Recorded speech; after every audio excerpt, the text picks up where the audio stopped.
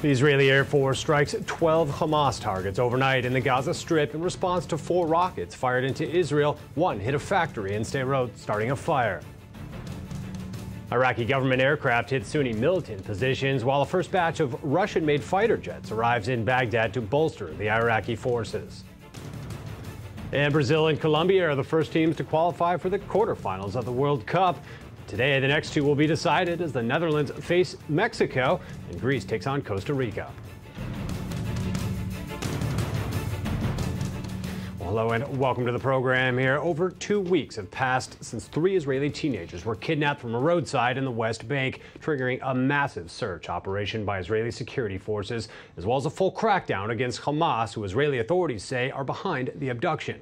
Well, tensions have escalated now along Israel's border region with the Hamas-controlled Gaza Strip, as Israeli residents in the area have suffered nightly rocket barrages, and the Israeli Air Force has struck back in retaliation. Well, today, the Israeli Prime Minister, Benjamin Netanyahu, will deliver a policy speech at the Institute for National Security Studies in Tel Aviv. With me on set tonight is Yitzhak Levanon, former Israeli ambassador to the UN, Geneva, and Cairo, and Amir Oren, defense and government analyst for Haaretz newspaper. Thank you both for being here. Good evening. Well, before we get into right now waiting for Netanyahu to come on and deliver the speech sometime soon, a lot at stake right now. The nation is waiting to hear from their prime minister, no doubt. Do you expect, Amir Oren, do you expect something new tonight, something surprising perhaps? Perhaps, because Netanyahu has kept a very guarded secret the content of his speech. There's some build-up. Of course, we may all be disappointed. It may be trite, just the same old platitudes. But even his hosts at the Institute for National Security Studies have no idea what he is going to say. The Institute itself has just come out with a plan for an Israeli initiative, quite a bold one. However, this is only a semi-private plan calling for Israel to unilaterally withdraw those settlements which it is not expected to retain after the swap of territories in a final compromise. And Netanyahu, if he is going to one-up such a plan, must be as bold as Ariel Sharon was some 10, 11 years ago in another conference at Herzliya when he announced the withdrawal from the Gaza Strip. In 2005, the withdrawal. Well, Ambassador Levanon, do you expect, again, something else from Prime Minister Netanyahu, or is he required in a way, after so much activity in the last 2 weeks, is he required to give some form of explanation, to, in a way, update everyone? Well, to be candid with you, I don't know. But knowing well Benjamin Netanyahu, I think that he likes surprises. He likes, to juggle, with the media. He knows how to do it. And I guess that he will come with a speech which will be very well frameworked, very well done in bringing, some explanation probably, and probably giving some surprised statement, which I don't know yet. But I think that this is the appropriate place where Benjamin Netanyahu can explain his policy, what he's going to do. This is the framework and the perfect framework to speak about that, yes. Well, thank you both for now. We'll come back to both of our guests in a minute. But now, joining me from the Institute for National Security Studies in Tel Aviv, where the Israeli Prime Minister is about to deliver a policy speech, is I-24 News diplomatic correspondent Tal Shalev with a look at what's to come. In just a short while, the Israeli Prime Minister is set to give a special foreign policy speech here at the Institute for National Security Studies in Tel Aviv. Netanyahu will be concluding an all-day-long conference which was dedicated to the Israeli options in the wake of the new low in the Israeli-Palestinian relationship. We're talking about the recent collapse of peace talks, the Hamas-Fatah unity government, of course, the security concerns with the abduction and the escalation in Gaza, and, of course, the international community's reaction if we're talking about the U.S. deciding to take a pause or the European Union losing its patience with the Israeli settlement policy. All of these issues have been debated here all day, when the big question is, does Israel have a plan B and what should it be? So the Israeli Prime Minister will be concluding and try to address these issues in his speech tonight. He was also expected to address other burning issues, such as the P5+1 Iran negotiations, which are entering their final stretch this week, and of course the growing threat of the ISIS in Iraq, causing some concern to the Israeli government. All of these are expected to come up in Netanyahu's speech. And just one last thing, Netanyahu's last substantial foreign policy chief was in June 2009, 5 years ago, the Bar Ilan speech.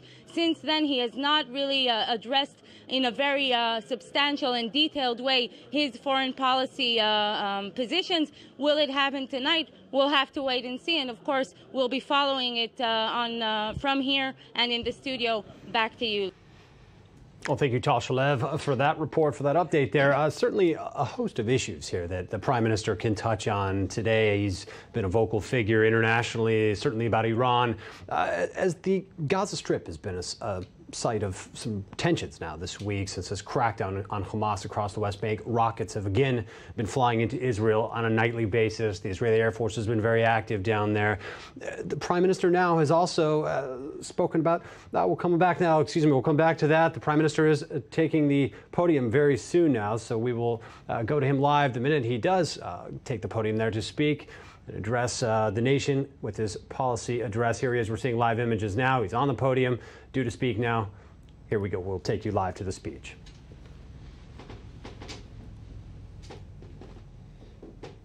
Led by my dear friend, Mr. Amos Yadlin and Frank Louis.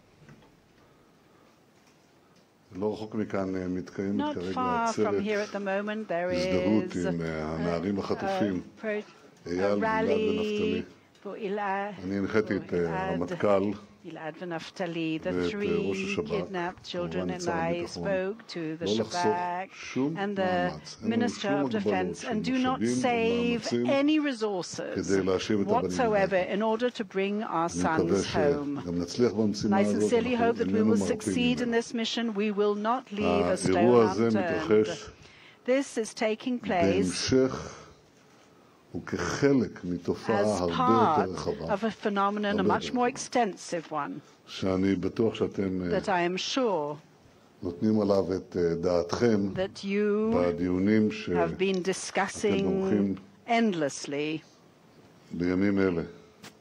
at during these times. It's a historic change undergoing our region, with central implications that will take place on the security of Israel, and I believe on the security of the entire world. The Sykes-Picot Accord that molded nearly 100 years ago the frontiers in our region, it has reached its end. That agreement was committed in the first part of the 20th century by colonial forces, and then it was implemented by various secular Arab dictatorships. But when those regimes were either collapsed or were toppled in the Arab Revolution, then all those conquered, occupied demons came out, the genies came out of the bottle. We're talking about tribals, Sunnis, Shiites,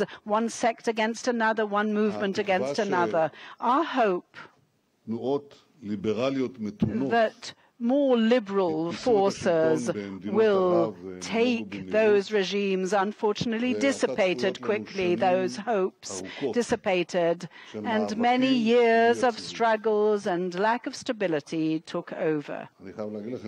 I must admit that at the beginning of the Arab Spring, I was amongst those who were, and that's an understatement, skeptics about the victory of the liberals. And therefore I was named and nicknamed all sorts of names. They said I was old-fashioned, archaic views. This is the new Middle East that is awakening, etc., etc. But specifically because of that, I will perhaps surprise you by saying that long term, and we're talking about decades or perhaps even half a century and a century, the extremist Islam will somehow subside. And not only because of the individual sort of develop, it's actually the foundations of one's economic development over the last 100 years. Not only because of that, but because there will be a revolution of IT and the internet, etc., will actually make it so difficult for those regimes to actually be long-winded and last for a long time, and therefore it will subside. But one could have said similar things during the 30s of the previous century about the Nazism, when he was fighting the free world. And the Nazism, well, it was beaten. Only 60 million people, 6 of those from our nation, were murdered before those progressive modern forces defeated them. And therefore, when I talk about the dissipation, the disappearance of this Islamic fanaticism, we have to be ready for the 4 main challenges that they are placing for us.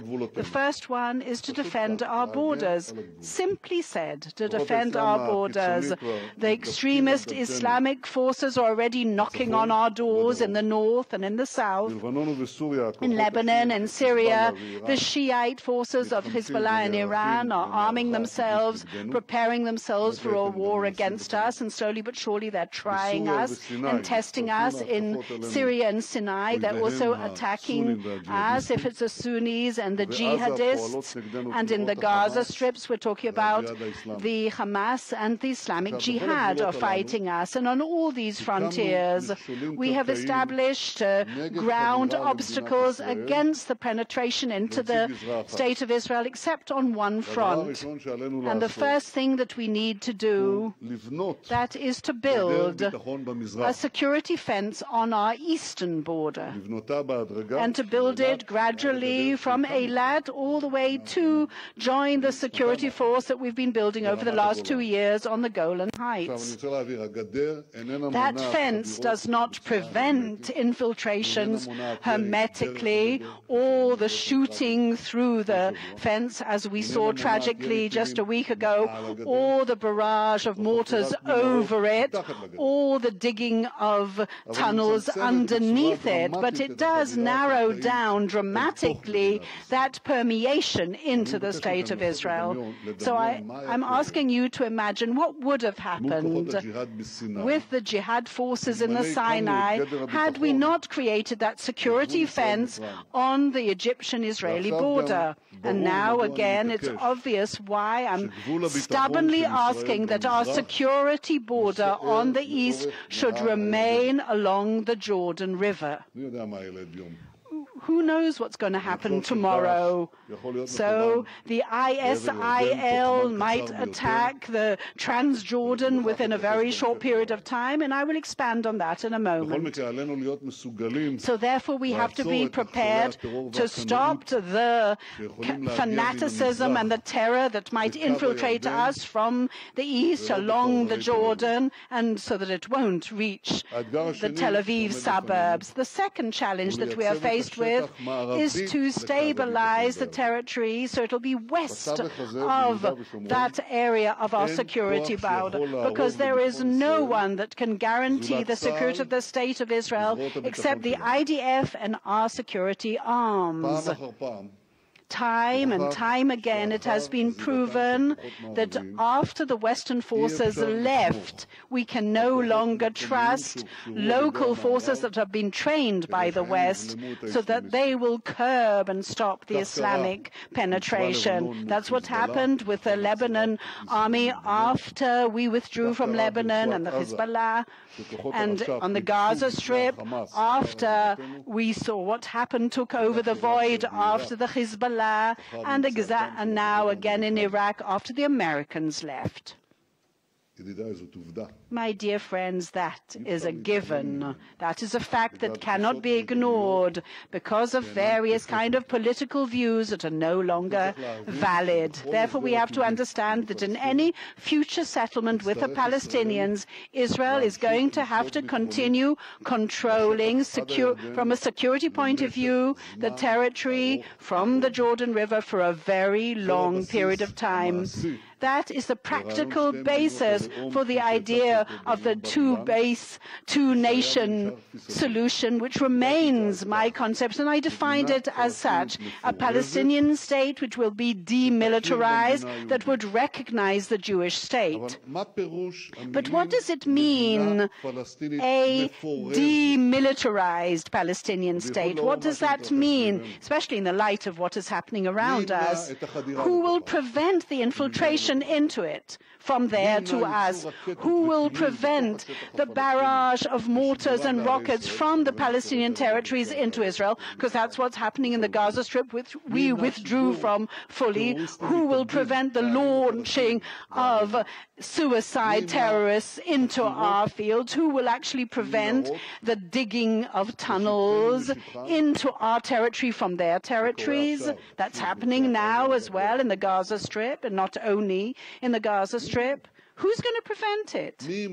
Who's going to, unless it's going to be the IDF and the Shabak, either with a collaboration with the Palestinian forces or without that collaboration? In order to retain that demilitarization has to be in the hands of Israel. Otherwise, it simply will not be able to stand the test of time. Therefore, we have to promote this kind of perception with our agreements with the Palestinians. In other words, a political and economic control of the Palestinians in the territories under their auspices, but a continued security activities in the territories so that we will ensure the demilitarization from the hands of the terrorists. In other words, we should evacuate. When we do evacuate, Israelis will bring about a falling of the PLO basically into the hands of the extremist forces, and it will endanger the state of Israel. I've heard all the arguments against it. And you cannot leave forces that were fighting with you. For example, when we speak about the Palestinian Authority, it just doesn't work. For example, with a German sovereignty, when the American forces, even 70 years after it, and now with the Korean forces, it doesn't work out. Or Japanese sovereignty, it doesn't work. It doesn't tally with it when the American forces are still there. But the security forces were those that was necessary for the Americans, and they understood it, and they needed to coordinate all these things for their real security needs. But these are now clarifying under our noses, and this makes it incumbent upon us to continue being there and to continue acting on all defense and security issues from the Jordan River line. And anyone who doesn't understand it doesn't understand the reality of the situation. And of course, there are other people in the international arena who refuse stubbornly to recognize that reality, though I do believe we can still perhaps persuade them. But the last who have been convinced are in Western Europe, and who they still call for BDSs and other things because of our presence and our activities in Judea and Samaria, and in the Golan Heights. In the Golan Heights, no more, no less. That's the problem. That is the problem. That's where the solution lies. But vis-a-vis the settlements, those are one of the issues that we have to solve in a final status agreement, and we can do so. But it is not the root of the conflict between the Palestinians and us. The root of the Palestinian conflict is their refusal to recognize the Israeli state within any borders. And without solving that problem, there's no point evacuating any settlement. It won't change anything, and that's exactly what happened. That's what we saw after the withdrawal from the Gaza Strip, and therefore Abu Mazen, after having said very important things in Saudi Arabia, condemning the kidnapping, must dismantle his coalition, his unity government with the Hamas, who raised the banner of terror and the extermination of the State of Israel. That's the banner that they're raising. But if we go back to the negotiation table, when we do, since I sincerely hope we do, we will have to deal with not only the mutual recognition of two national states and the curbing of all the incitement that is going on, but we will have to deliberate also the security arrangements that will ensure our security control all the way through to the Jordan River line. And in the near future, I cannot envision anyone doing it instead of us, not Palestinian forces nor international forces. And we have seen it time and time again. The Palestinians are not capable of doing it, and the international forces, sooner or later, will leave, because that is what normally happens. The third challenge that we are facing is building an axis for regional collaboration. It's not only a challenge, but an opportunity. We cannot solve these conflicts between the Sunnis and the Shiites, the extremists, not in Syria, not in Iraq, or anywhere else. Both of those camps are bitter foe. If it's the Shiites, led by the Iranians, and the Sunnis, led by the Al-Qaeda and the ISIL. But they are also other people's enemies as well. And that is where there is an opportunity embedded for enhanced regional collaboration. It exists. We can enhance it. We can also narrow down the detrimental effect of those extremists against us. And we have to support the international efforts for the strengthening of Jordan and support the Kurds' aspiration for independence. Jordan is a stable, moderate country with a very strong army that knows how to defend itself. And maybe specifically because of that, those international efforts are worthy of supporting it. And vis-à-vis the Kurds as well, they are battling people that have proven political commitment and moderation, that they are also worthy of their own political independence. I believe that we have to cooperate also with Egypt and other countries in order to curb the Sunni or the Shiite actual infiltration into their territory. I think Amos, we spoke last year about these changes, and there were a number of contacts and collaboration, as you well know, with those countries that we do have peace agreements with. And I think that the understanding that there is a more extensive desire for collaboration, a more extensive one, is embedded in all that. And that isn't only my private evaluation of the situation or only in Israel. I think that other people understand it even before these recent occurrences in Iraq. But the fourth challenge, and last, and the most important of all, is shared by many factors in the Middle East, is to prevent Iran turning into a sub-nuclear country, a threshold of being a nuclear country. And we have to somehow stop the possibility of them becoming nuclearized. They should not have those arms and endangering the entire world in our region. Therefore, it would be better not to have an agreement rather than having a bad agreement. In order to explain what a bad agreement is, I need to first explain what a good agreement is. We're talking about the agreement about the chemical warfare in Syria did not stop the actual conflict, but it did extricate most of the chemical capabilities and weaponry from Syria. Of course, we need to complete that task. It is nearly completed, but we still need to. I hope you paid attention that I said extricate it, remove it. In other words, the arrangement with Syria, and was very impressively spearheaded by America and Russia, it dismantled and removed, extricated those chemical materials and the manufacturing capabilities of that weaponry. That's not the agreement that Iran is striving for. Unfortunately, there are signs and signals that that is what they may achieve. They're not talking about dismantling and removal, but freezing and supervision, inspection, not a dismantling of capabilities, but rather an inspection of capabilities. In that kind of agreement, the nuclear material and the enrichment actual means that are necessary for the creation of the nuclear bomb will remain under their auspices, under inspection and supervision, but that kind of supervisory regime will not actually prevent the enrichment. After all, they are capable of doing a great deal of blindfolding and whitewashing for the people who are actually inspecting. They can simply brush it under the carpet and break through with their capabilities. And that breakout is what worries us. They'll get rid of the inspectors and they'll go and they'll manage to enrich just as North Korea managed. So the model in North Korea was as such: freezing and inspection.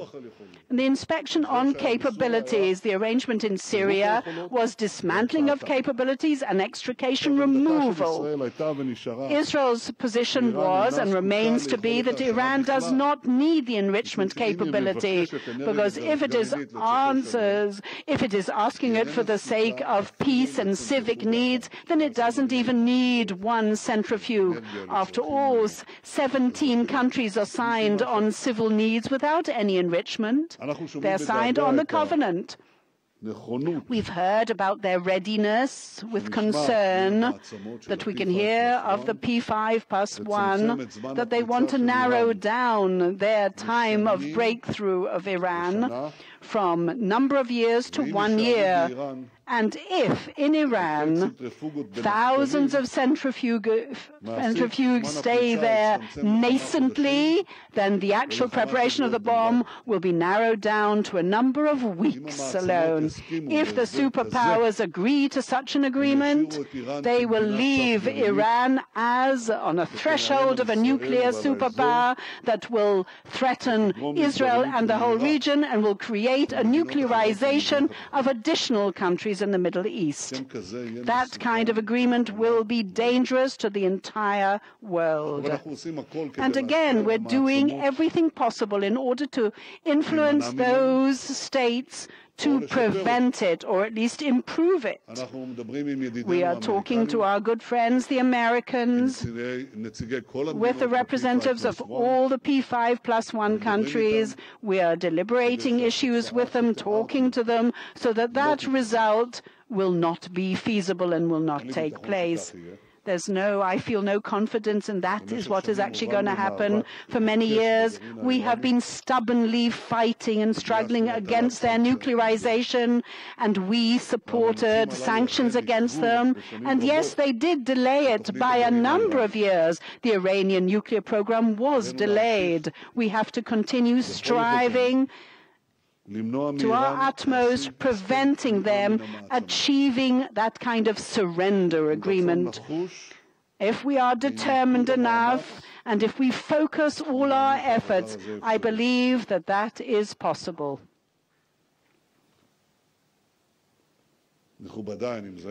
Ladies and gentlemen, I recognize a few people, comrades in arms. They all remain young.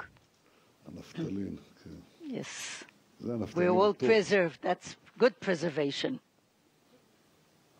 Throughout the years, we experienced a lot of things, but such a tumult as is happening these days we never experienced. And the tumult in the Middle East is going to go on for many years to come. This upheaval. I mentioned 4 challenges: defending the borders, stabilizing the security zone between the Jordan and our population centers, a regional collaboration to stop the Islamic invasion, and preventing the turning of Iran to a threshold nuclear state. And I believe that all these are the challenges to the security of Israel. But to the same extent, I also believe there are important challenges to the entire international community, especially the West. If you look around, you can see the truth of what we've been preaching for many decades. There's no other anchor to the stability and security in this region which is even similar, comes close to the state of Israel. And we have to do everything possible in order to strengthen it. For the security of the state of Israel, for peace and stability in this region, for our future. And I say today, when I look objectively, not just our future, we must continue to strengthen our state and our army. There was never and will never be any alternative to that. Thank you very much.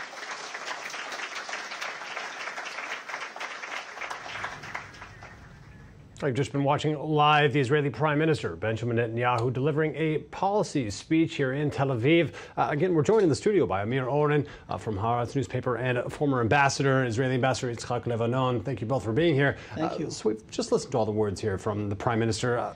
Mr. Oren, he mentions regional turmoil here, knocking on the doors of Israel. Somewhat surprisingly to me, he didn't speak of the ongoing operation really with the Gaza Strip and some of his recent comments about potentially expanding that operation. Did that surprise you at all that there wasn't less focus on the current events than on bigger pictures? He has apparently tried to focus on the important rather than on the urgent, because day-to-day operations come and go. Today's headlines may evaporate by the time tomorrow's newspapers hit your doorstep. But apparently his message was steady as she goes. Steady meaning we must in Israel have stability in our regime. That is, I, Benjamin Netanyahu, must remain your prime minister. And the ruling party, Likud, must remain in power, because otherwise we will be part of the tumult in the entire region. Also, it wasn't really a policy speech, it was a security-focused speech.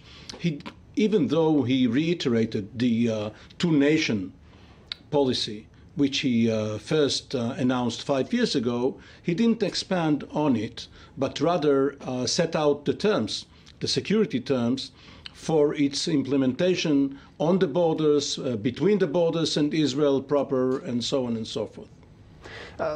Ambassador Levanon, were you surprised that in the speech that he chose to focus so much on the two-state issue and the Palestinian issues with the border? Look, I will tell you, this was a programmatic speech with a very little new, because Benjamin Netanyahu repeated all his old positions, political positions.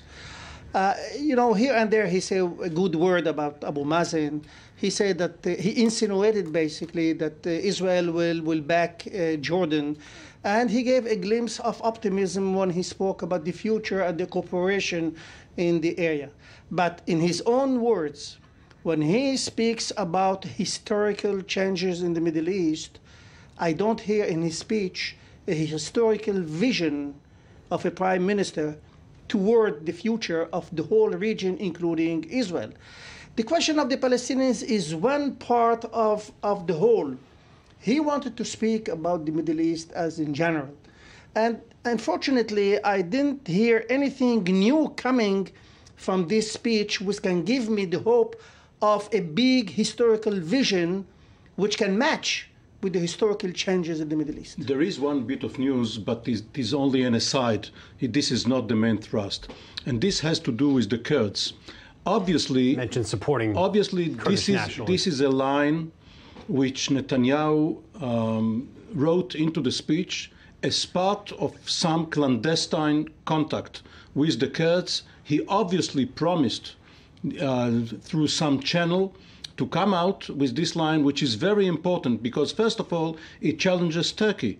Even though he is speaking about northern Iraq, Iraq is disintegrating, there are Shiites, there are Sunnis, and there are the Kurds in Mosul and Erbil and other places.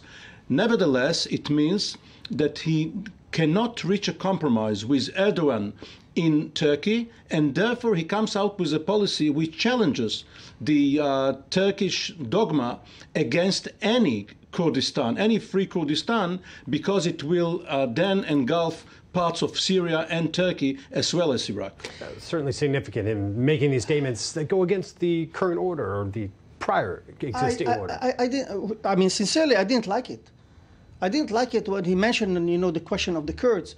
You see, always I have, and I say it all the time, in all my statements, that I think that the Israeli government, since the topple of Hosni Mubarak, chose a wise policy not to show any interference in the domestic affairs of the Middle East. Suddenly we speak about the Kurds, and suddenly we speak about the Shiite and the Sunnite. Look, this is not our business. This is the business of the Middle East.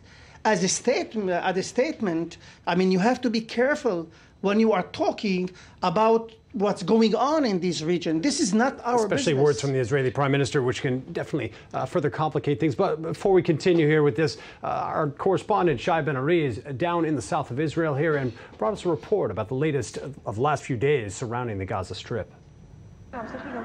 The escalation continues on Israel's border with the Gaza Strip as Saturday night the Israeli Air Force hit 12 targets in Gaza, injuring 2 Palestinians. Palestinian media confirmed the attack struck military targets, as well as a concrete factory and an open area. The strikes came in response to at least 4 more rockets being fired at Israeli towns in the western Negev region earlier Saturday. The Israeli army attacked over the weekend a large number of targets in response to rockets fired into Israel from Gaza.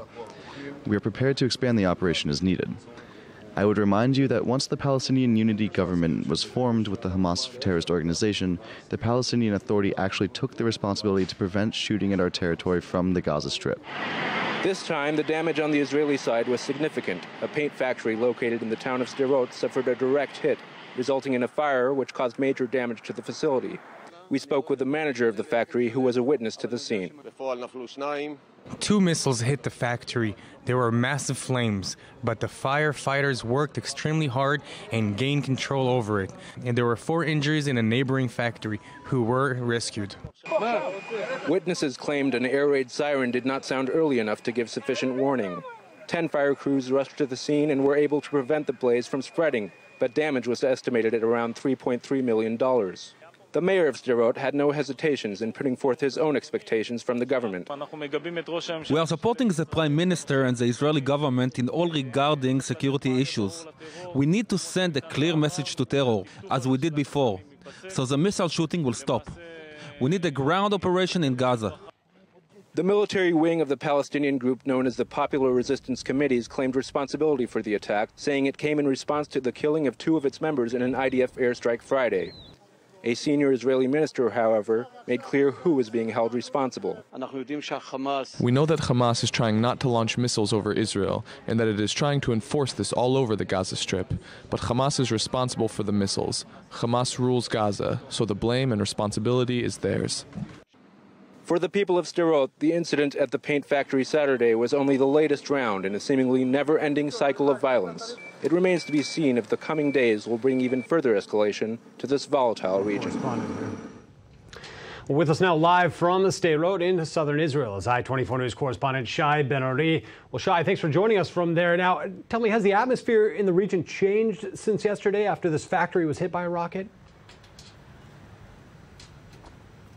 Well, no, David, it's been a fairly tense day here in Sderot following that latest round of rockets late Saturday evening. Of course, we remember that the local population here is, on a certain level, used to all of this. But that latest incident at the paint factory with the major blaze that broke out, the 4 injured, that is something they don't even see here, not even on the front lines of this conflict. That's something fairly rare. So the atmosphere remains fairly subdued. Now, within the Israeli government, we are hearing a number of different voices concerning exactly what should come next. The Israeli economy minister, Naftali Bennett from the Jewish Home Party, mentioned earlier today that Israel's enemies needed to be spending this coming evening in bomb shelters themselves. We also heard, of course, the mayor of Sderot, as you heard in the piece earlier, calling for a major ground operation inside Gaza. On the other hand, the Israeli internal security minister, Yitzhak Aharonovich, was rather less belligerent.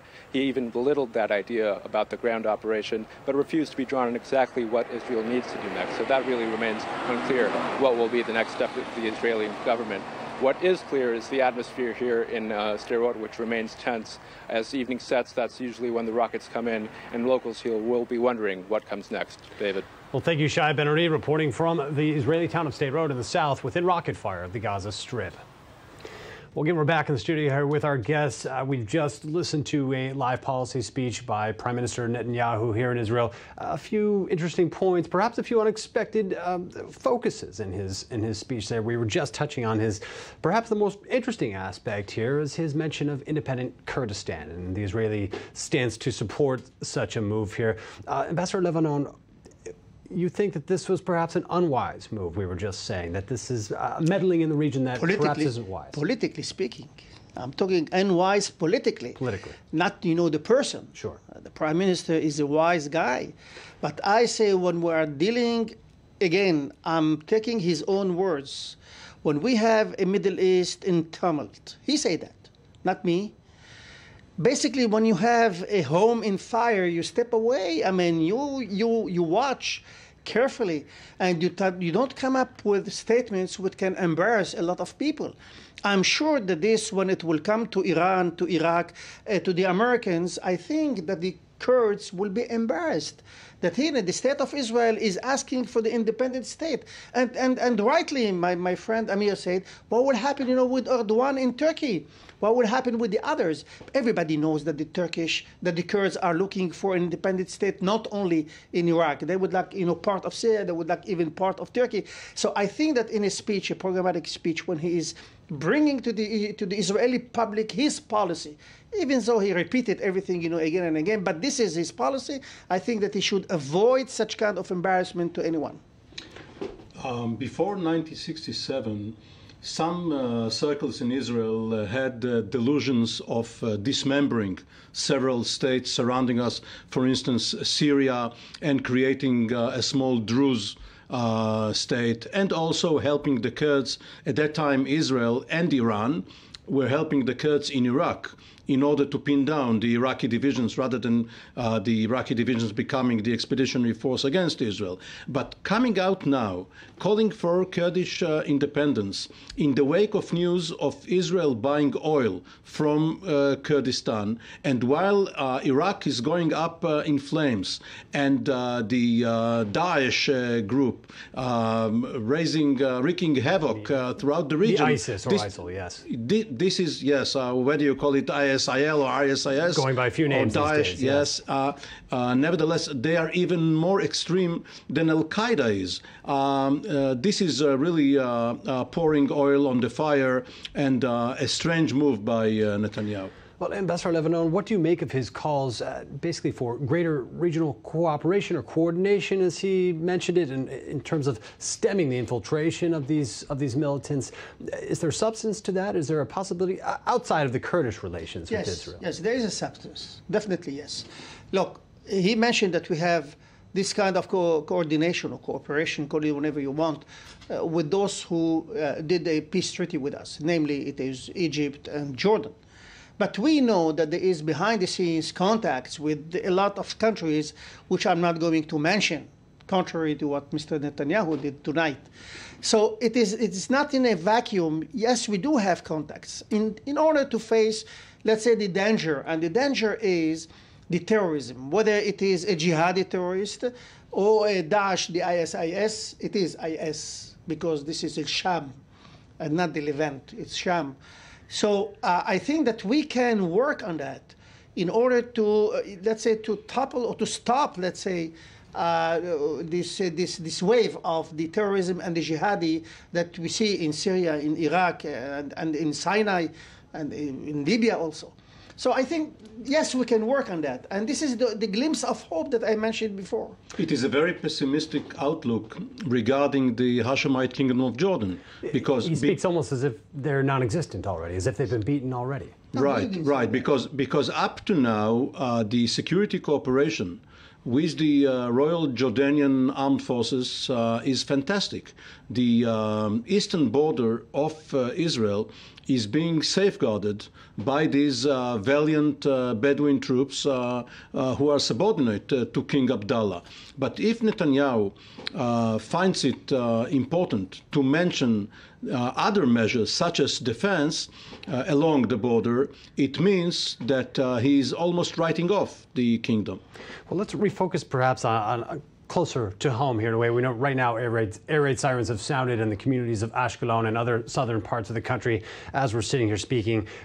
Likely other rockets being fired out of the Gaza Strip. Well, there's this ongoing operation now, search for the 3 kidnapped teenagers, and now it's turning into an operation with the Gaza Strip as well. As this has now entered its 3rd week of this operation, the search operation, the crackdown on Hamas, do you, Amir, let's start with you. Do you believe that we could reach a point sometime soon, perhaps, where the political cost of this operation will begin to outweigh the gains actually made on the ground? The political cost of the operation in the West Bank has been considered, and actually it has been scaled down. The search is going on. It has become almost routine, but the anti-Hamas operation is apparently much smaller than it was. Vis-a-vis Gaza, we have a contradictory policy because Israel agrees that these are rogue organizations, rogue gangs, which are shelling Israel. They are not beholden to Hamas. Nevertheless, Israel calls these organizations extensions of Hamas. It wants Hamas to control them, and it does not want Mahmoud Abbas to be in cahoots with Hamas in order for him to control Hamas. So how does one come out of all this? Certainly been clearly critical of the unity government here, anything involving legitimizing Hamas. Well, now joining me again from the Institute for National Security Studies in Tel Aviv, with Israeli Prime Minister recently delivered a policy speech, is I-24 News diplomatic correspondent Tal Shalev. Well, Tal, thanks for joining us again. To you, what was the core message of his speech here? Well, good evening, David. The Israeli Prime Minister was invited to conclude a conference regarding the Israeli options on the day after the collapse of the Middle East peace process, the Israeli-Palestinian peace talks. Well, Netanyahu's answer is apparently to build fences and to fortify Israel's borders. Netanyahu, in his speech, talks about 4 big challenges to Israel. They're all about security, and some of his positions are even hardened. The 2 headlines, I think, of his speech is one, his call to support Jordan. It's his first time he says such a clear call to support Jordan in the new instability regarding the ISIS and the developments in Iraq. And the other one is his clear call to support the independence of the Kurds, of the Kurdistan province. And these are the 2 headlines. But regarding the Israeli-Palestinian peace process, he reiterates the same messages we've heard again, and he actually draws upon the experience in Iraq and the withdrawal of the American forces, just to reiterate and to stress his position, to strengthen his position that Israel cannot count on anyone besides itself to keep the country secure and to keep the state secure. Only Israeli forces can be tasked with that job, and this is his conclusion. All in all, Netanyahu gives a very hard foreign policy speech here today, but no headlines on the Israeli options after the collapse of peace talks. Well, thank you very much, Tal Shalev, our diplomatic correspondent. Well, now, as we've entered the 3rd week since the 3 Israeli teenagers were kidnapped and remain missing, the focus has shifted more to the diplomatic arena and the tense situation in southern Israel around the Gaza Strip. Well, meanwhile, the search for the boys continues. Well, I-24 News correspondent Eli Ochenberg has more on the story. While the heated southern Israel border took over the headlines during the weekend, the parents of the 3 kidnapped teenagers continue to bring attention to the ongoing search operation. For the first time since the abduction, the parents visited the exact spot where their 3 boys were kidnapped near Hebron. 17 days later, they still don't know if their children are dead or alive. During a tour with IDF troops who accompanied them to the site, the parents also visited the Talkumia checkpoint and an IDF base where they thanked the soldiers for their efforts in locating their sons. The 3 mothers became a symbol of this operation in its very beginning. Their emotional speeches in the media and at the UN brought many Israelis to tears. In general, the settler community's unity over the last 2 weeks proves the long-time argument that at times of war, people bond. In the meantime, the widespread Operation Brother's Keeper continues in the West Bank. 7 more Palestinians were arrested during a night raid, joining 18 taken into custody over the weekend, 12 of them said to be Hamas members. Moreover, 190 suspected sites were scanned by Israeli forces, and dozens of special teams continues to work through the area, searching for answers. Well, now at this hour in Tel Aviv, in Rabin Square in the center of the city, a large vigil is taking place. You're looking at live images now from the square in the city center as thousands are rallying in support of the 3 kidnapped teenagers now missing for over 2 weeks with no word or a sign of life. As we know, Israeli security forces continue to search the West Bank. Let's take a look at the ceremony. אני רוצה להזמין לבמה את טל סגב ויונתן רזאל בשיר חדש נהדר. בואו נקשיב ביחד ואפילו נהמהם לעצמנו. אין ייאוש, בבקשה.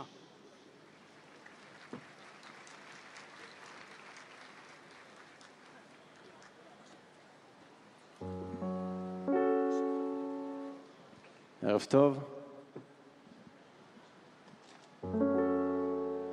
אין ייאוש, אין ייאוש, מעכשיו. אין ייאוש. Those were live images here from Rabin Square in Tel Aviv, where a large vigil is being held right now for the 3 kidnapped Israeli teenagers. But again, we go down south live to our correspondent Shai Ben-Ari, who's standing by near the Israeli town of Sderot. Shai, we understand, and since I've spoken to you in the last 10 minutes or so, that there have been fresh air raid sirens and even some sounds of explosions in the area. Can you tell us what's going on? Exactly, David. Well, what exactly we heard was the sound of explosions in the distance here. There were no air raid sirens that we could hear. We have been receiving reports of air raid sirens going off in Netivot and Ashkelon. That's not far. But what we heard here is distant explosions. And when asking locals, who are, of course, a little more up to date on what exactly this means, they actually told us that we were talking about probably Israeli artillery or tank fire in the direction of Gaza. So we haven't yet seen any sign of rockets landing here in Sderot. No air raid sirens either. We have been hearing those reports about Netivot and Ashkelon, however. So it's a tense day, as we said earlier. We're still waiting for updates here on the ground in Sderot, but that's the situation so far, David. Well, thank you very much, Shai Ben-Ari, our correspondent standing by in southern Israel. Again, thank you for the report. Back to our guests in studio here now. Amir Oren, defense analyst for Haaretz newspaper here.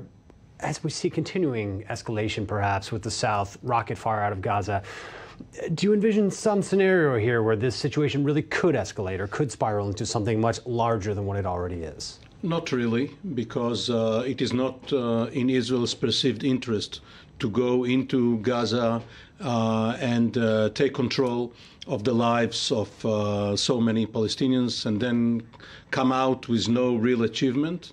And whatever the government of Israel does in Gaza will not solve its real problem, which is the abductees, the 3 kidnapped teenagers. And the public will demand results. Right now, up to now, the public has been somewhat patient. It is only 2.5 weeks since this crisis began. But if it goes on and no results are forthcoming, questions will be asked. And while in the South, there are the noises of air raid sirens and sometimes explosions, the problem is the deafening silence from whoever kidnapped the teenagers, because this way there is no leverage, there is no traction, there is no address to appeal to. If there was an ultimatum, if there was some demand by the kidnappers, then Israel could have responded, could have negotiated, we could have seen some progress, and perhaps even a rescue operation. But as it is right now, the government and the military and security forces are facing a huge problem. Well, we know that in the recent time here that 6 rockets were fired into southern Israel. 2 of them were intercepted by the anti-missile defense system Iron Dome.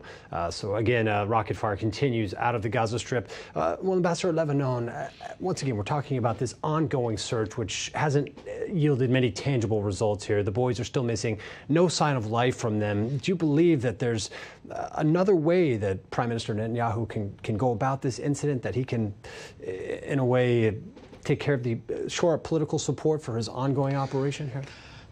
Look, I will tell you that Israel has no choice in 2 things. Number one, in front of Gaza. Let me put it straightforward. This situation is untenable for Israel. I mean, you have pressure coming from the road, from the people, from inside Israel, from the coalition. This is a situation which Israel cannot stand for, forever. So something has to be done, and the only thing that Israel can do is a kind of a retaliation. So you can do a small, a large, a medium, or a major retaliation, but you will do it according to the situation. So far, since the kidnapping of these boys, we have seen like 25 rockets fired against Israel. Look, this is an escalation, but this is not a major escalation. When it comes to a big escalation, Israel will have to retaliate, and it will do it. I mean, we have no choice. The second thing that Israel has no choice is to continue searching the boys. We have no way to say, wait a minute, now we are going to stop and see if the other side, the kidnappers, are going to show up and they say, look, those are our demands. So Israel has also is compelled, let's say, to continue. I think that it will continue in 2 different, levels. The first level will be the intelligence level, which is the most effective in my eyes. And secondly, this is what we saw, in Tel Aviv now. This is, calling for the public opinion and the international opinion to put pressure, let's say, on everybody in order to see what happened with the boys. But we have to do it. Well, excuse me here. Well, touching on another potentially regionally impactful issue here in Egypt right now. We know that they're beginning a trial in absentia of Israelis, a spy case here now, Israeli citizens now involved. What potential impact can that have on the region? Obviously, Egypt is on the region a large with Israel, relations with Israel specifically. Zero. Here. Zero. Look, this is what I call it a la mode. Every year or every while in Egypt they say that they catch, a spy working for Israel, and they give names. I mean, nobody knows the names. American-Israeli Ilan Grappel. No, Ilan Grappel, I was there. Ilan Grappel was physically there. Right. And he went to Tahrir Square, and he went to the mosque, and he spoke with the people, and even he changed his religion to Islam. So it was something tangible that the Egyptians can, say, look, this guy, we have to quote him.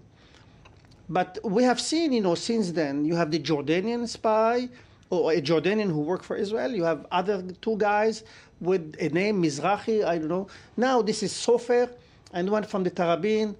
Look, I think that every while the Egyptians, for domestic consumption, they have to say, look, we caught some spies working for Israel, and they are, are trying to bring them into trial. But I don't think that this will affect anything on the bilateral relations. This is almost routine, because even if you go back exactly 60 years to the summer of 1954, when there was a real ring of Jewish Egyptians acting on the orders of the government of Israel, and some were caught and 2 were executed. This happened exactly at the time when the Muslim Brotherhood acted against Gamal Abdel Nasser, and he couldn't have commuted the verdicts of the 2 Jews because to do it while he was very harsh against the Muslim Brotherhood would have been politically untenable. So it makes sense for the government or for the judiciary, which is now semi-independent. Democracy is going wild in Egypt, to come up with such accusations, but there's nothing to them. There is only one tangible problem, and this is the case of Oda Tarabin. The Bedouin. The Bedouin, he is in prison for the last 14 years, and allegedly he is in prison because of spying. He did not spy, and I think that we should release it, the Egyptians should release it as soon as possible. Not only did he not spy, Israel was very careful not to spy on Egypt ever since the peace treaty was signed. Well, thank you very much so far for your insight here. We will be right back after a short 2-minute break. Don't go anywhere.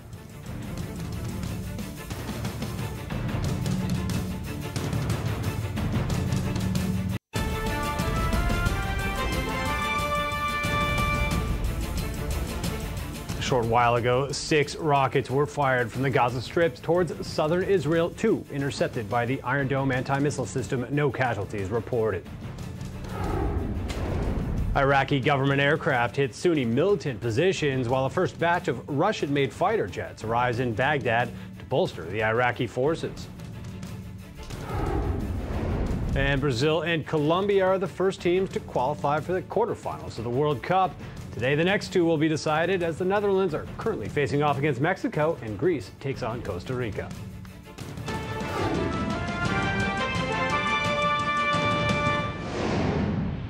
Well, now, as with previous crises in the region, the kidnapping of 3 Israeli boys has had far-reaching effects both in the political and humanitarian spheres.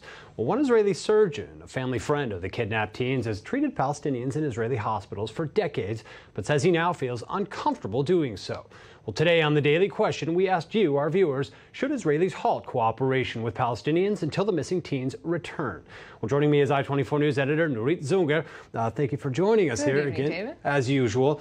So what did our viewers say to this? Let's take a look straight with the viewers. As you've been discussing this for the past half an hour and continuously throughout the last 2 weeks, this kind of event in Israel, between Israel, the Gaza Strip, and the West Bank always draws a lot of responses from Israelis and Palestinians. It's very volatile, no matter what the angle. Today, our viewers had a response that kind of surprised me. 75% said Israelis should halt cooperation with Palestinians until these missing teenagers, these 3 teens, are returned. Only 23% said no. Obviously, the majority of our respondents have somewhat of a, I don't know how to describe, more conservative stance on this issue. It sounds like a more conservative, more military perspective. And for that reason, I wanted to start with the minority, the 23% who said absolutely not. And this is actually the time when cooperation should be most emphasized. Let's start with Michael Iran, who said no, absolutely not, especially security cooperation between the PA and Israel. Situations like this are the chance to put cooperation to the test and prove it's possible, unless, of course, Netanyahu doesn't want that. So first of all, there's, of course, the difference. There's the security cooperation, and then there's a kind of humanitarian cooperation you mentioned with doctors, with the medical profession overall, which is a great example of cooperation that continues all the time behind the scenes, separately from this political mess that we call the Middle East. But he makes a good point, Michael Iran, because Netanyahu doesn't seem to be using this as an opportunity to boost Abbas.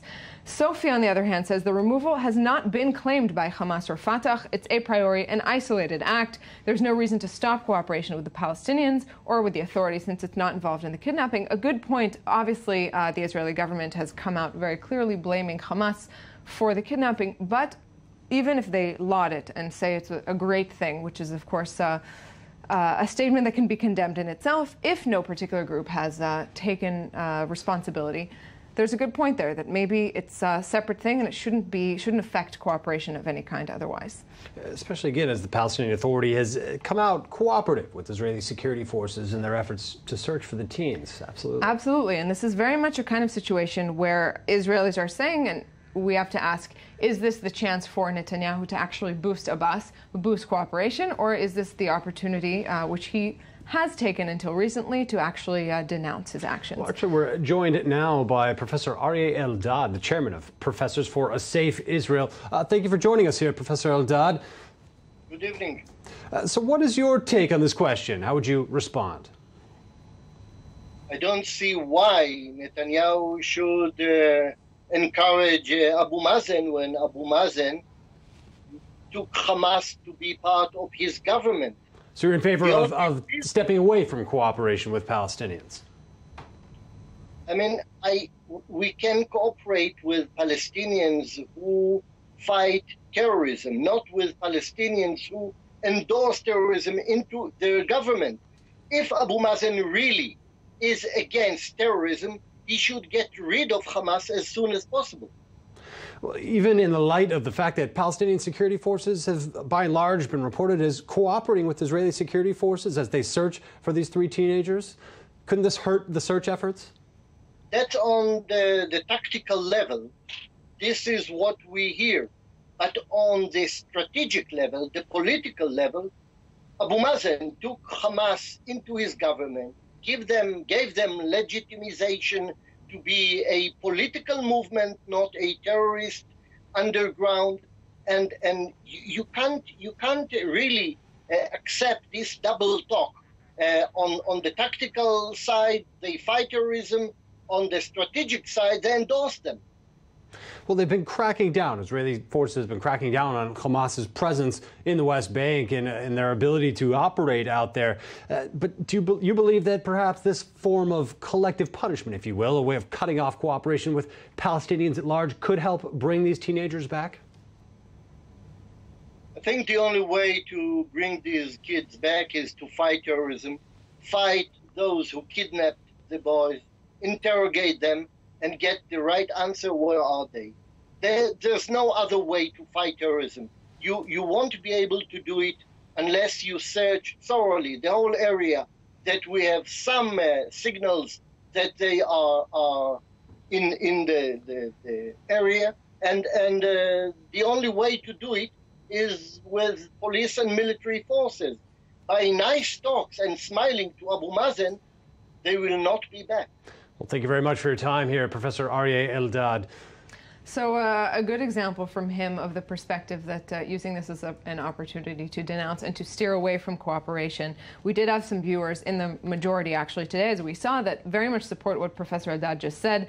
Manu Frank, for example, says this abduction is the result of the Fatah-Hamas alliance, so the Palestinians, all of them are henceforth in agreement. So you have to send a strong message that any cooperation with the Palestinian Authority and its citizens means cooperation with Hamas. Again, saying that this is a product of the unity deal, and this event should be what actually Netanyahu, we just heard him earlier, as you reported in this policy speech, saying that that Abbas must again, dismantle. attacking the unity government concept. Yes.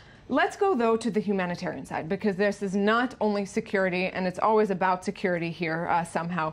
But some of our viewers responded exactly to the story of this doctor who's been treating Palestinians for decades. J.A. Robb said, for example, a field like this, like medicine, is one of the only ones Israel succeeds in maintaining despite the political catastrophe that may surround it. These kind of humanitarian projects, or even if they're one person at a time, immensely important, especially in a situation where, I think he said it best, the political catastrophe that is the Middle East. And let's also go to someone on the other side who brought up the humanitarian point. Alice says, it's easy to judge from the outside, but I can't imagine being in this doctor's position, working hard to heal people of a community that incite extreme acts. Of course, there are these very personal conflicts. And I just want to end with Torsten, who says it's easy to use each incident as an excuse to blow up any kind of positive progress. That's the thing we see a lot here today. Thank you, Nurit, and thank you to our viewers for participating in the Daily Question. And moving on now, Iraq has received its first batch of fighter jets ordered from Russia to help in their battle against Sunni militant groups, the ISIL or ISIS.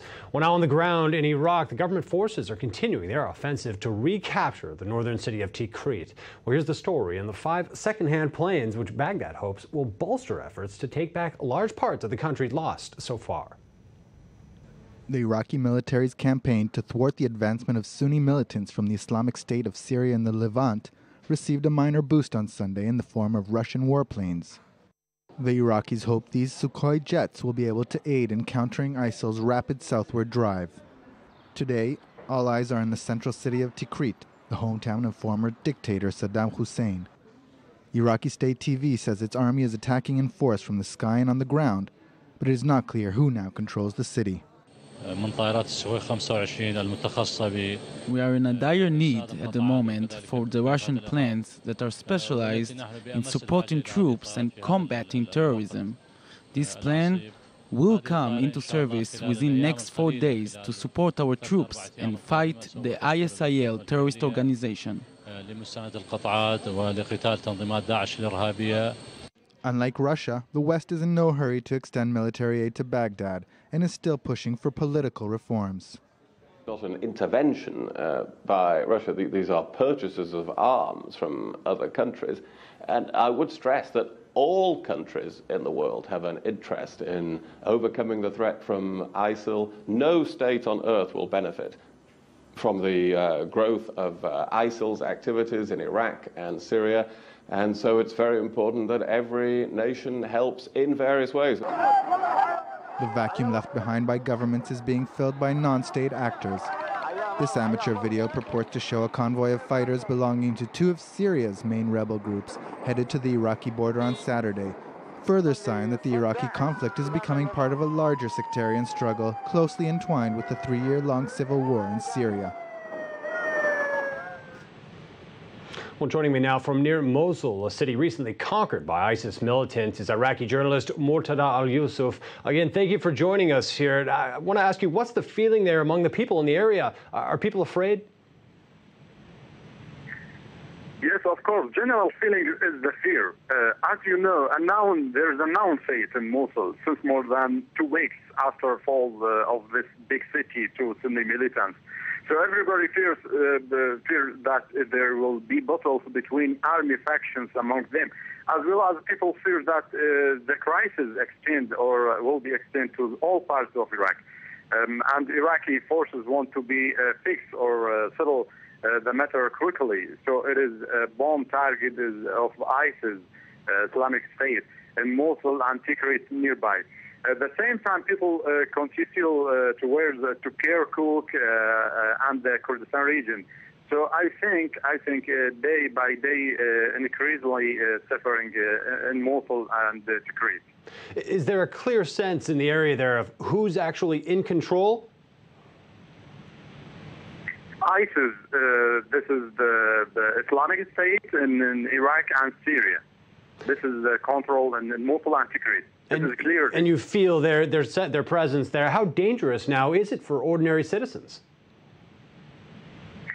For the local citizens, they don't want the electricity or the general service. They just want safety. So Mosul and Tikrit and all areas fall into Sunni rebels without safety. Citizens give up everything. They want safety and they want to return to their homes. But I think this is a far in the short term or near term. Well, thank you very much for your time here from outside of Mosul, Murtada Al-Yusuf. Thanks. We'll have more on the situation in Iraq coming up on the Daily Debate in just a short while. Well, today also marks the first day of the holy month of Ramadan for Muslims across the globe. Well, the I-24 News Desk takes a look at the preparations worldwide. Muslims worldwide have entered the holy month of Ramadan, during which believers abstain from eating and drinking between dawn and dusk. But every night, when the moon rises, families and friends gather around the table to break the daily fast. As Muslims across the world prepare to welcome the holiday, many express their hopes. We pray that Allah, our one true God, would grant everyone peace, especially in places where there's violence. That is and will be our prayer for everybody, especially for our brother Muslims currently suffering in those countries. But in some corners of the world, Ramadan is less festive. We are entering the month of Ramadan with broken hearts. We will ask Allah to punish the anti-Balaka because of what they did to us. We have all left our homes and they are destroyed. We have been sheltering here for 7 months without eating properly. We are suffering. We have money, but we cannot leave the PK5 neighborhood to go and buy food. Our Christian brothers and sisters cannot come here to sell goods. And I wonder how we are going to manage during the month of Ramadan. The situation is not natural. This is not like Ramadan in past years. We welcome Ramadan with joy. But unfortunately, due to the military operation, we are badly affected. Ramadan is the month of patience for Muslims, so the Muslims are used to being patient in this month. Despite the fact that Israel is trying to disturb us, but we are a nation that does not care about threats.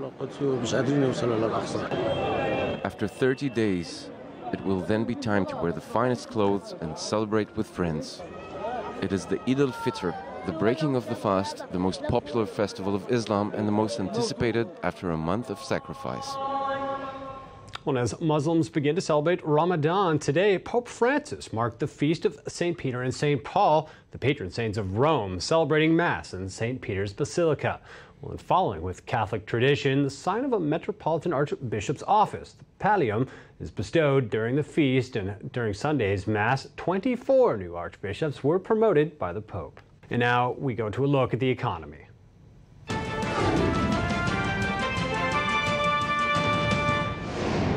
ReWalk, the Israeli-developed exoskeleton system that enables the paralyzed to walk, has just gotten another stamp of approval from the U.S., the FDA. Well, here to explain this revolutionary technology and the ramifications of this news is I-24 News presenter Natalie Ehrlich. Glad to have you in the studio. Thank you so much. So in terms of the FDA now, what does their approval really mean at this stage? Yeah, absolutely. So the FDA, the U.S. government agency that vets medicines as well as medical technologies in the United States, has now given a stamp of approval to this exoskeleton system developed here in Israel. And you know, what's really revolutionary here is this is the first time that an exoskeleton system has been approved for home personal use. There are a number that are being developed all across the world, but this is the first time it's been developed. Sci-fi, right? This is remarkable. I mean, it's incredible, absolutely. I mean, people that have never dreamed of walking again, people that have suffered incredible and horrible injuries that have become paralyzed are now suddenly able to walk. Essentially, the system, it incorporates, makes use of gravity and inertia, and people are able to stand and walk again. So how does it really work? It supports them upright? It's like a full body suit in a way? Yeah, exactly. It's a full body suit, and I mean, I'm not a physicist, but you know, I mean, it's really incredible. It's essentially a motorized system here, and it takes advantage of the inertia and the gravity to help people prop up. And I'm just going to leave you with this really inspiring quote from Christopher Reeve, a very famous actor who played Superman and who did suffer paralysis also. He said that he never said he would stand again. He said he hoped he would stand again. And so this just exemplifies the power of hope and how important hope is for innovators and the change that they're creating for people all over the world. Is there any known or tangible economic benefit yet to this project, or is it still too early to tell how this will really economically benefit people? Absolutely. Or the economy, I should say. Well, for this company in particular, and a lot of other companies that do develop these systems, I mean, this is an important first step toward commercial recognition, especially in the United States. So this will give them the opportunity to market this device and hopefully get it one step closer to the people that really need it. Phenomenal. Well, we look forward to seeing its development. Really an exciting case of Israeli innovation here, and a big step entering the U.S. market. So, Natalie Ehrlich, thank you very much. Thank you.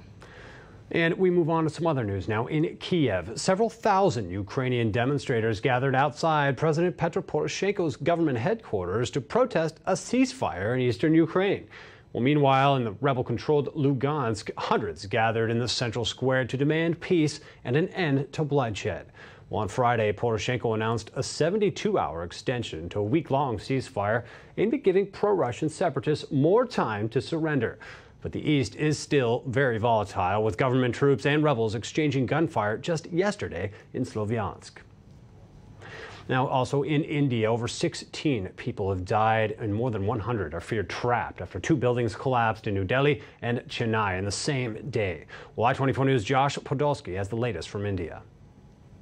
Reports indicate that many have died and even more are trapped in two separate building collapses that happened last night in India.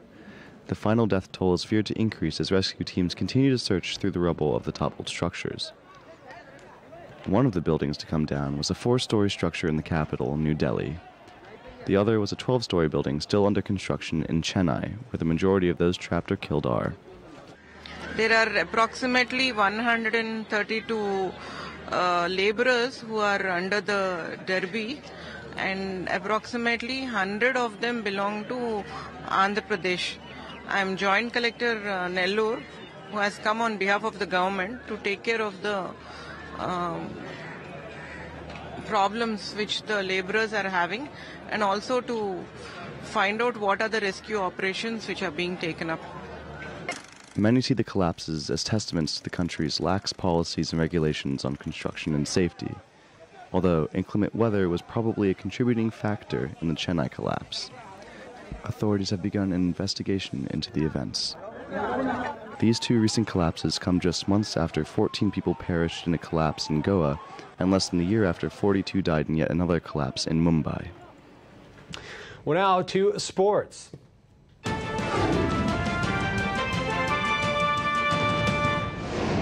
And of course, we move to the World Cup, and with me is the host of the I-24 News Sports Magazine, Jonathan Regev. Great to have you. Hi, David. So, World Cup action, absolutely. We got something going on right now, a tense match between the Dutch and the Mexicans. Yeah, you know what? The games that start at 7 p.m. Israeli time, they're supposed to end at this time, and usually we're supposed to have a final result, but it didn't happen yesterday. Chile and Brazil, that went to overtime, and the game didn't end. The Netherlands-Mexico game is going on right now. It's a nail biter. Mexico was leading up until the 87th minute. Wesley Sneijder comes up with the equalizer, and now the Dutch equalized. And if I see correctly, then I think we're having a penalty for the Netherlands. As far as I understand, yeah, that's what it seems. Shot. So it may change. Things are happening. You know, Mexico was leading up until the 87th minute. And they were shutting out the Dutch, who have been a goal-producing powerhouse. Yes, so far. and up until before something happens, we'll say this game. What happened here is a bit strange. There were two drinking pauses. You know, the game was stopped because it's played in 30. The temperature is 30 degrees. Humidity is 80%. That's what is happening. But Mexico was leading up until the 87th minute. Guess what? We're in stoppage time now. The Netherlands, they're about to shoot a penalty. If they score, they will probably win this. A game they were down 2-1. This World Cup is amazing. Amazing. Keeps you on the edge of your seat. It doesn't stop. Last night, Brazil against Chile, that game going to overtime 1-0. Just in the final minute of overtime, Chile sent a wonderful shot, hit the crossbar. That shot is in. Brazil will be out. They won in penalties 3-2. Now the Netherlands, big drama over there. We're in stoppage time. The Netherlands are about to shoot a penalty. If they score, they will win the game, most probably, and will advance to the quarterfinal. Well, there is some other action tonight. What else do we have in store? We have Greece and Costa Rica. Greece and Costa Rica. That game is coming up, and whoever wins the Greece-Costa Rica game will meet whoever wins this Mexico-Netherlands game. That game is coming up in about 2 hours' time. No one thought Greece and Costa Rica would be in the stage. Guess what? One of them will be in the quarterfinals, and the Netherlands penalty is good. They were down 1-0 up until the 87th minute. Wow. Now they're 2-1. It's as dramatic as it can be. Does it show that I love football? Does it show that I love this World Cup? The world is right there with you right now. I know that much. Absolutely. It's as big as it is. So the Netherlands probably in for into the quarterfinal. They will meet the winner of the Costa Rica against Greece game. That game is coming up tonight. Major World Cup. What can I say? I love it. We're looking at fans live now in Brazil here. We're seeing some of the scenes of the action here. Dutch fans, of course, cheering on their team. Yeah, they were down. They were about to go home. They were 3 minutes away from going home. And this is the Netherlands. They beat the world champions Spain 5-1. Getting shut out, no less. Signaled as one of the favorites to win the tournament. But guess what? They're in. Well, let's talk about the host team here, Brazil, now set to face off against Colombia, who looked very impressive in all their matches. And Brazil. One thing the Brazilians say, this is one of the weakest Brazil teams we have ever seen. They were, at least in the second half, they were even inferior compared with Chile. They were very lucky to escape that final shot in overtime.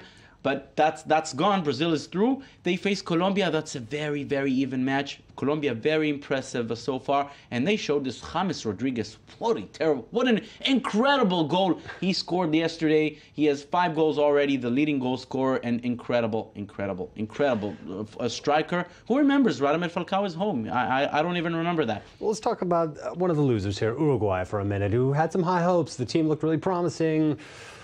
Lost their star. Yeah, but they lost their star. Luis Suarez went home. Where did the fans go to watch the game last night? Right outside his house. They put a big screen right outside the house of Luis Suarez, and he came out. He actually came out to wave to the fans. They feel like they were persecuted by FIFA.